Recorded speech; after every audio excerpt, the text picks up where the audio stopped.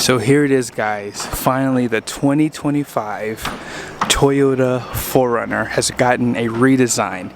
It's been well over a decade since we've seen a new 4Runner face, and this one actually looks pretty big in person. I thought it would be about the same size, but this looks like it's a little bit bigger. Maybe I'm wrong, but it just has that feel that it has a little bit larger size here, especially on the side view. Now you guys can see some of the heritage around this window here, but let's go ahead and jump back over to the front. I'm here at the Utah Auto Show, and I was really hoping to see one of these guys here. Now this one does have that probably Blizzard Pearl paint. They could have changed the name from, you know, the last generation of 4Runner, but they don't have any specs on this one particularly. It just shows you that this one has the iForce Max with the 2.4 liter inline 4 turbo, 326 horsepower, 465 pound-feet of torque, 8-speed transmission. And then this one does have a 2400 kilowatt inverter, 14-inch display on the interior. But on the hood, Toyota loves their fake hood scoops, and that one looks to be non-functional for sure. It has a high gloss appearance to it too. Great lines in the hood, and these headlights have a similar look as the Tacoma, which is not a bad thing. You have a block off plastic trim piece right below it, incandescent turn signals but full LED high and low beam, and then you have a 4Runner badge on the side right there.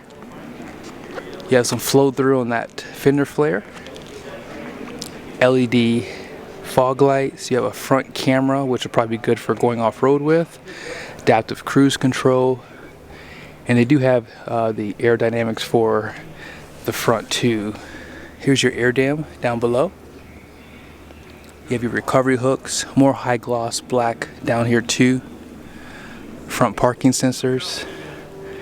Yeah, they did a great job on this one. And so here are the wheels. And just check out the overall styling on the front. I mean, there's a lot of lines on this fender right there. And I love how the headlights kind of flowed through with them too. These are a TRD wheel.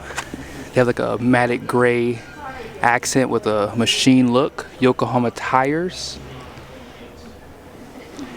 And these are going to be a 265 55 20-inch wheel. Looks like they give you a fabric material inside of the wheel well, which makes it a little bit easier to clean up. Double wishbone suspension, 4-piston brakes still. I like the black lug nuts that they offer too right there. Now on the mirrors, they have some turn signals, cameras, blind spot, and they are going to be heated too. Great black trimming on the top of the door handles. This one doesn't have any running boards. But yeah, overall, great styling on this one.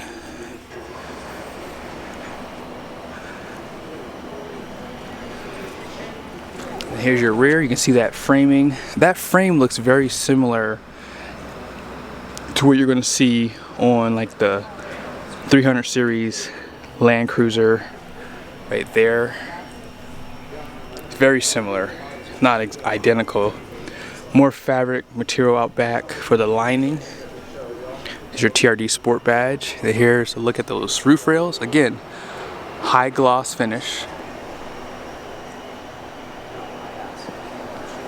And I was hoping to see a twin panel moonroof on this one, but we're not seeing that.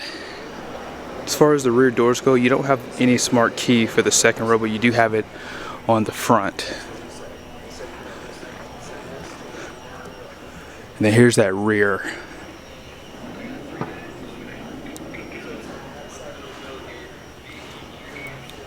Full LED taillights.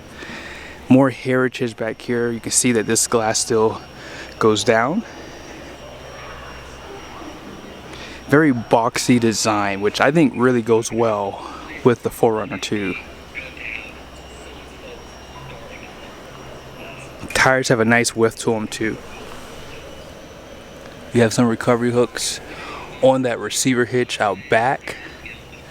More parking sensors. They black out most of the badges too on this one too. And then in the rear, you have a camera here and here. This one has a sprayer on it. That's gonna be your backup camera. And then this is gonna be for the rear view mirror. It looks like it's missing a badge right here, by the way. And I'm almost wondering, do these arrows, yeah, these arrows lock and unlock this tailgate here too. More of that high gloss black trimming on the rear.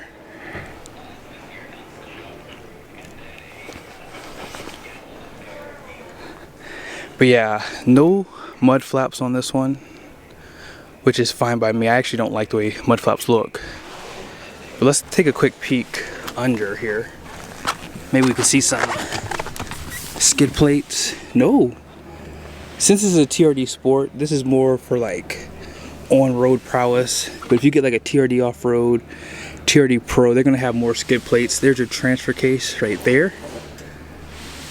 They have the fuel tank on the opposite side, which is typical with Toyota. And you can see that solid rear axle too. Hopefully you guys can see all this. It's a little dark in here. There it is. Yeah, there's that transfer case. You can kind of see the independent front suspension from here too. They did tint the glass because they're probably not done with the final spec with the 4Runner yet. But the seats look like they came out of the Tacoma, which is not a bad thing. You can see that 14-inch display right there. Let's get some more specs on the 4Runner here. So here's some of the lineup for the 4Runner. So obviously SR5 is going to be the base model. You guys can see it has the plastic fender flares.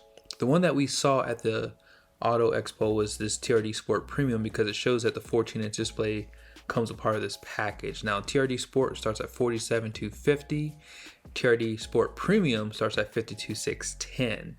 Now they do have the TRD Off-Road and then the TRD Off-Road Premium, and you guys can see what it adds to that too. So Bilsteins come a part of the TRD Off-Road, and I don't know if you guys even noticed it, but as I said at the auto show, the TRD Sport, the reason why I didn't have as many skid plates is because it has more of a sport tuned suspension. So it's going to be more for on-road prowess for the most part, especially rocking 20-inch wheels. Whereas on the TRD Off-Road, you get to 18-inch wheels, 33-inch tires, and then they have a more off-road tuned suspension too with that crawl control.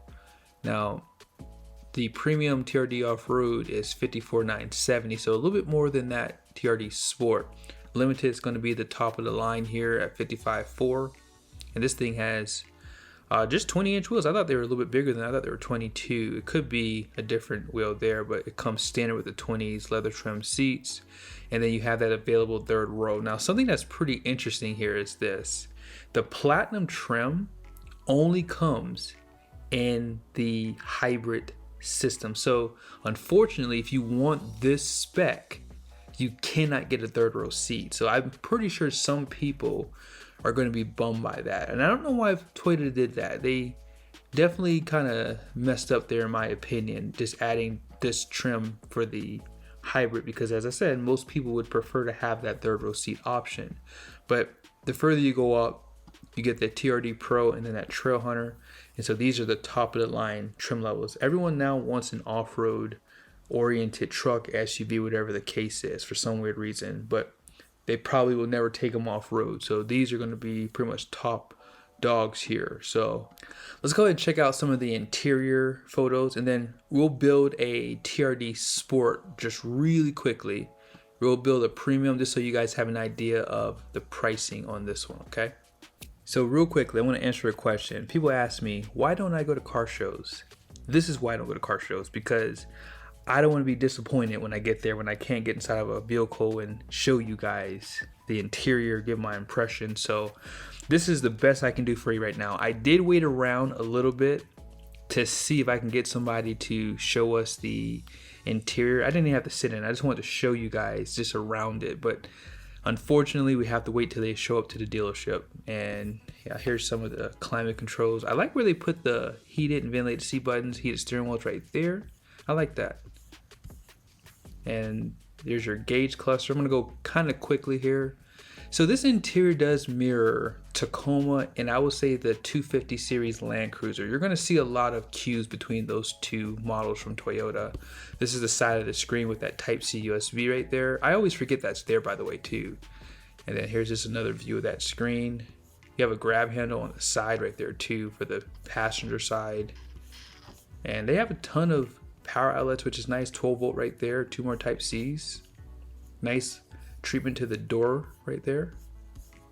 And let's go ahead and kind of jump back to the second row here. Nice design. You have some air vents, that's nice. And then you have a 120 volt power plug, 400 watts, 2 more Type-C. So they're doing a good job with giving you the power for everything, for all your devices. Another set of photos on that rear seat. And because you have the thorough option, they have some nice storage. Looks to be like a cup holder, maybe subwoofer. Another power outlet that looks like a 400 watt. They do have, as you guys saw, 2400 watts available, like a power inverter with the 4Runner too. So yeah, hopefully when these start making their way to the dealership, we'll take a deeper dive here. But let's go ahead and just quickly build a 4Runner and see how much it's going to cost us. You can tell I've been away from Toyota for a while because that color is called Windshield Pearl. I think I said Blizzard Pearl, which is like an old name I know they used back in the day. But you only get the black interior with the Sport, which is not a shocker. It's a Sport model, right?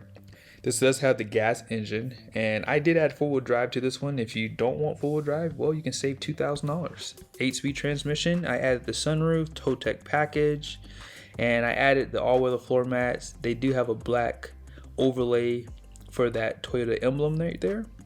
Body side molding if you want that. You also have the door edge film that you can add from the factory. I did add the door panel scuff protectors too because, hey, why not? Protect it. Key gloves to protect the keys.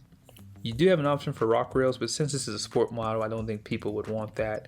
They do have the black chrome wheel locks too, so depending on where you live at, those might be important. They have bronze overlays too for the badging too, which I like, but I did click the black. They have a matte black as well. As far as lighting goes, you have a rear cargo lamp you can add. You can illuminate the Toyota badge if you like too, if you care about things like that. And that's pretty much everything that I would see as a benefit to this. So you're at $58,403 and you're pretty much loaded up here. I think you have every option that you would ever want. And yeah, I think that the 4Runner definitely has come a long way. It's been a long time coming, and I'm glad that Toyota did the right thing and updated it. But be sure to subscribe to the channel. When these things make their way to the dealership, we'll do some testing, full walkthroughs, and we'll do some MPG runs. See you guys soon.